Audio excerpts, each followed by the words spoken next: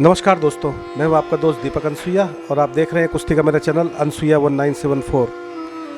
दोस्तों, दिल्ली और कुश्ती एक दूसरे की पूरक है और दिल्ली से ही कुश्ती जो है देश के कोने कोने में पहुंची और ख़ास तौर पर पुरानी दिल्ली, जहां पर बहुत सारे अखाड़े हैं आज भी, और ये दिल्ली का एक व्यस्त इलाका है।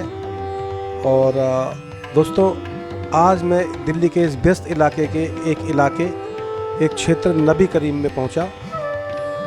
और नबी करीम दिल्ली का एक व्यस्त इलाका है, बाज़ार है। यहाँ पर दिल्ली का एक मशहूर पुराना अखाड़ा जो कि आजकल खलीफा विजय लाल अखाड़े के नाम से जाना जाता है, वहाँ पर मैं पहुँचा। नमस्कार दोस्तों, मैं हूँ आपका दोस्त दीपक अनसुईया और आज मैं हूँ खलीफा लाल जी के अखाड़े पर।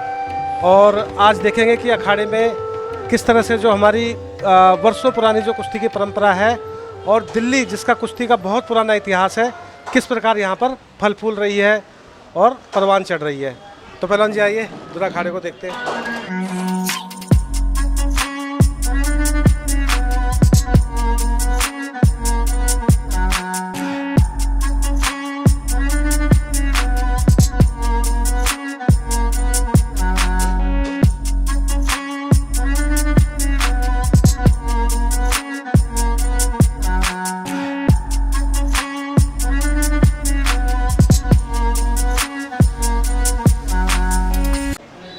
तो पहलवान जी के साथ, खलीफा लाल जी के साथ थोड़ा देखेंगे कि अखाड़ा कैसा है। तो पहलवान जी, अखाड़ा कॉम्पैक्ट एक बिल्डिंग के अंदर है। ये सबसे पहले हम आपको अपने अखाड़े का छोटा सा मंदिर दिखाएंगे। हाँ जी, हाँ जी।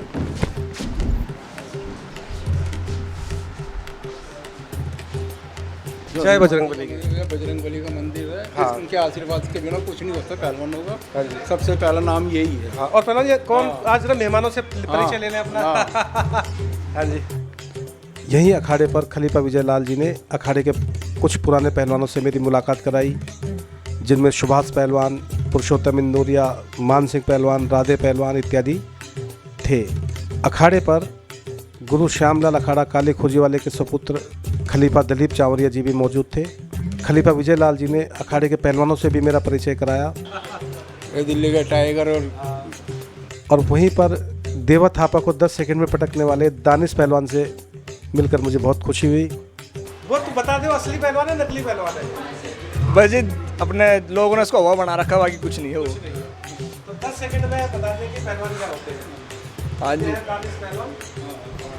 और मैं देखिए, तुम्हारी कुश्ती बहुत बढ़िया है। उस दिन खलीफा मामोला अखाड़े में उनको। और इस प्रकार अखाड़े के पहलवानों से मिलकर, बच्चों को मेहनत करते हुए, रस्सा चढ़ते हुए देखकर बहुत खुशी हुई।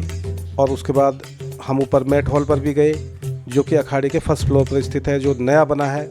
खलीफा जी ने बताया कि अभी अखाड़े के मैट हॉल को एयर कंडीशनिंग की ज़रूरत है और गर्मियां हैं, इसलिए बच्चे मिट्टी में ही नीचे प्रैक्टिस कर रहे हैं। तो ये पहलवान जी मैट हॉल है, मुझे नया लग रहा है, नया दिख रहा है। ये अभी हमने 2018 में बनवाया था। अभी इसकी ज़रूरत भी है, आज का कुश्ती के लिए ज़रूरी है। बहुत ज़रूरी है, बहुत ज़रूरी है।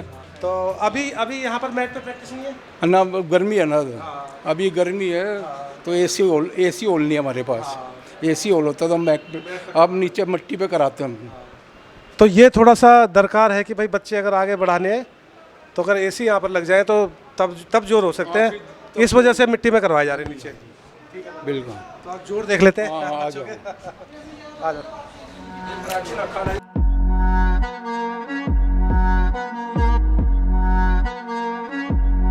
तो दोस्तों, मैट हॉल देखने के बाद हम नीचे पहुंचे, जहां अखाड़ा खुद कर तैयार हो रहा था। और हम खलीफा विजय लाल जी के साथ बच्चों के जोर देखने के लिए बैठ गए।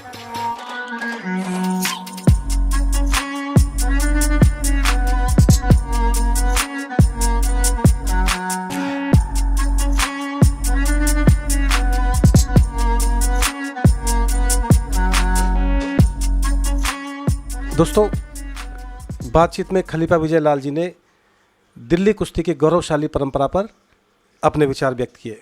ये बिल्कुल आप ठीक कह रहे हो। जो पहलवानी की शुरुआत दिल्ली से हुई है, जो आज हरियाणा, महाराष्ट्र और पंजाब जितनी भी कुश्ती गई है दिल्ली से गई है। वहाँ के पहलवान यहाँ आगे रुकते थे, पहलवानी करते थे मास्टर चंदगी राम के अखाड़े में, गुरु हनुमान के अखाड़े में, जसराम जी के अखाड़े में, तो वो यहाँ से ही सीख के गए हैं। तो आज जो कुश्ती है, आज कुश्ती ठीक है, कुश्ती हमारी बहुत ऊपर है, लेकिन आज के बच्चे कुश्ती जो पैतरे की कुश्ती होती है तो ये दिल्ली का उस्ताद खलीफा ही बता सकते हैं। सीधा पैतरा कौन सा होता है, उल्टा पैतरा कैसा, कौन से पैतरे पे कौन सा दाव लगता है, जो कुश्ती की देन है ना तो दिल्ली है। और दोस्तों, अखाड़े के पुराने पहलवान मुरारी पहलवान जी ने इसी अखाड़े के कुछ बेहतरीन पुराने पहलवानों के ऊपर भी 2 शब्द कहे। हाँ, मेरी 70 साल की एज हो गई है और सबसे पहली पूरे वर्ल्ड में, हिंदुस्तान में पहला कृष्ण दल ये अखाड़े में बैठे हो। गुरु जय कुमार होते थे, मलवा पहलवान पहला विदेश से मेडल लेकर आया।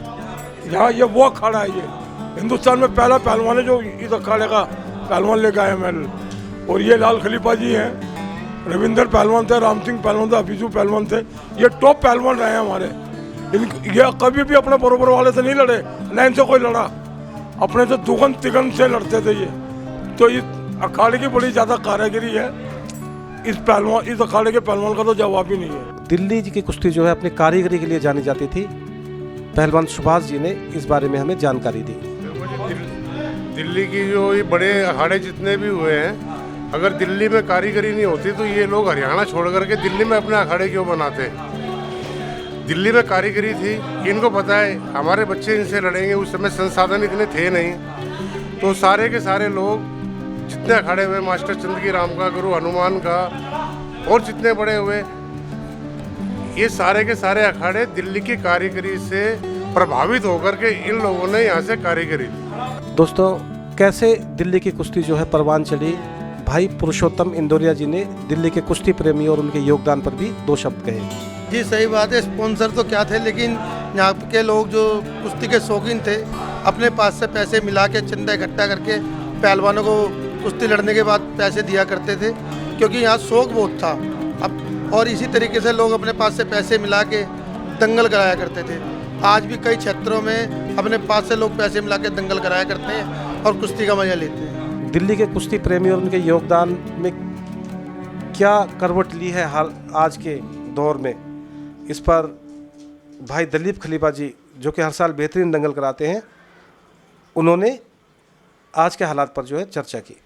देखो दीपक भाई, दंगल जैसे पहले होते थे आज भी उसी तरीके से, क्योंकि आज की तारीख में दिल्ली में हमारे यहाँ को स्पॉन्सरशिप मिलती नहीं है। हम लोग सभी जो मिलके, जो कुछ लोग चंद लोग हैं, हम आपस में मिलके हमने जो कमेटियाँ बनाई हुई हैं, पुरुषोत्तम भाई हैं, खलीफा लाल जी हैं, हम लोग जो और हमारे अपने सहयोगी हैं, हमारे अपने जो है समाज के जो लोग हैं, उन लोगों से मिलके हम जो है ये दंगल वगैरह करवाते हैं।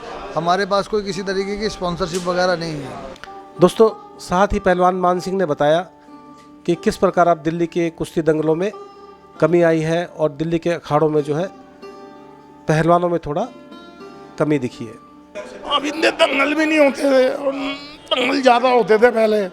कुश्तियाँ जल्दी हफ्ते में 3-3 दंगल होते थे, अब 1 महीने में भी कोई दंगल नहीं होता। दोस्तों, इसी प्रकार खलीफा विजय लाल जी ने अखाड़े के इतिहास के बारे में हमें जानकारी दी और साथ ही दिल्ली देहात के अखाड़ों की गिरती दशा पर अपने विचार रखे।